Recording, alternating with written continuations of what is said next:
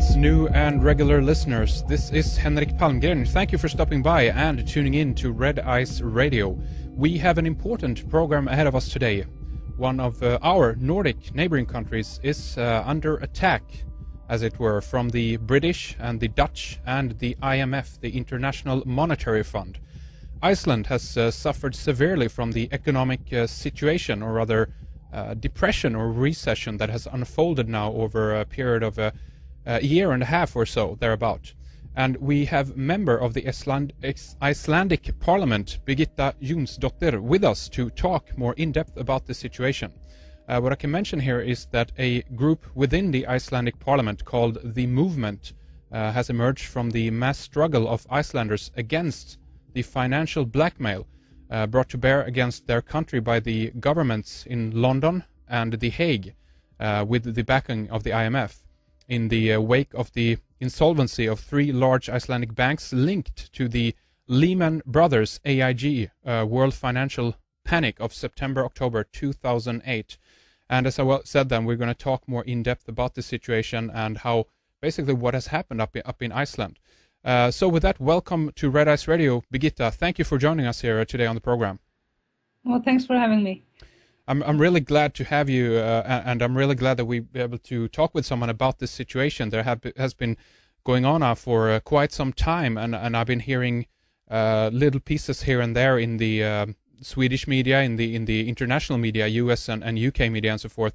But I haven't really gotten the inside story, as it were, what really has been happening. And you've been one of the voices out there, Birgitta, who have been talking about the situation and actually what is happening. So what I want to do here at the beginning of the program is ask you if you can just give us the background story.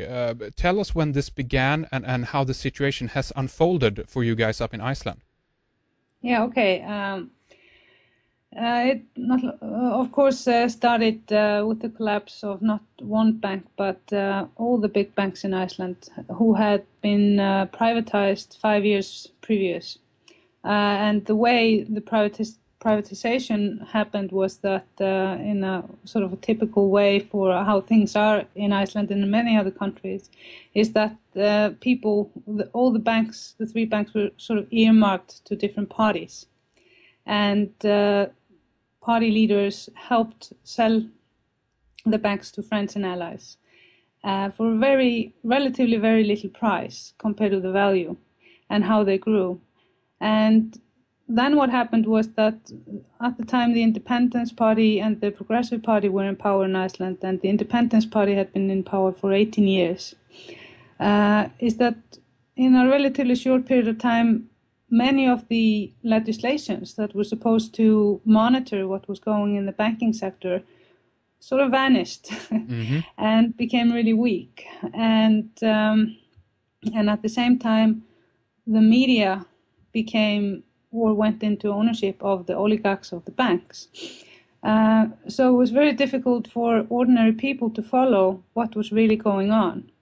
And the media was painting this picture of the successful Icelandic oligarchs who were basically buying the world and were, turning from being millionaires to billionaires. But at the same time, you would have to put it in the context of a great Ponzi scheme or something like. Iceland has about the same amount of people living there as were working for Enron, and I'm sure many of the listeners to the program know the story of Enron. Yes. So ordinary people working there had no idea what was going on, and they suffered. I mean, their life savings vanished and so forth, and it's a very similar story for Icelanders. So, in a sense, I experienced that we're experiencing one of the greatest swindles in history when it comes to a nation, because during this 5 years period, the growth of the bank became like 12 times the size of the Icelandic GDP. Yes. So you can imagine when they all collapsed, what happened here. So we were doing really well before. I mean, we had a very similar social structure as Sweden. And often compare ourselves to Sweden.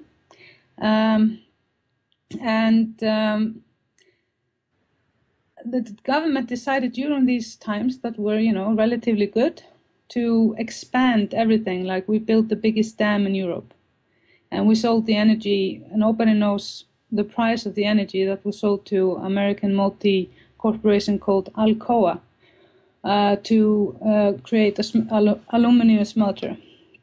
And of course, we had companies like Bechtel within Iceland building the Aluminium-Schmelzer, and a notorious Italian company called Impredilo that was in charge of the dam building. So we have, went into a situation that expanded everything, which you should never do during times of, during good times. That you should do that during times of recession like we're experiencing now. So we have no means of doing any construction, for example, now, because we already got so indebted with the companies that were doing the construction around this huge dam. So then when the banks collapsed, there was, of course, an incredible chaos in the entire financial world, all over the Western world. Yes. The Brits were really afraid, like when the Icesave bank collapsed, which was linked to an Icelandic bank called Landsbanki, or owned by Landsbanki. They were very afraid that there would be a run on one of their banks in England, their own banks, if they wouldn't, put their foot down in a sort of a very, in a very affirmative way towards Iceland. Mm-hmm.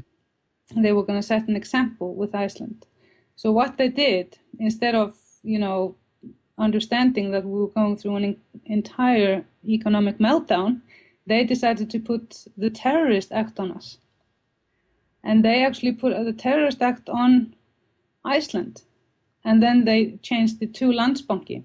But for a while, and of course we complained, but for a while we were listed on a website, an official British government website, as ranking with Al-Qaeda and Zimbabwe and North Korea. We were terrorist states, yes. Oh my God. And what this did, this affected all credit lines to Iceland. So companies that had been in trading for 50 years, always paid and so forth, they couldn't get insurances from the big international insurance companies for payments. So in order to import, because we rely heavily on import being an island in the middle of the Atlantic Ocean, yes. They had to pay up front. And there was of course, cash flow problems all over the world.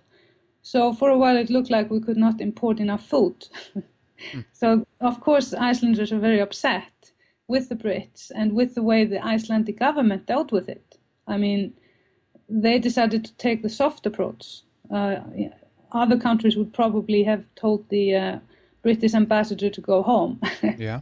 If they would have been faced with the terrorist act. And in a sense, it is so totally absurd since we don't even have an army or military in Iceland.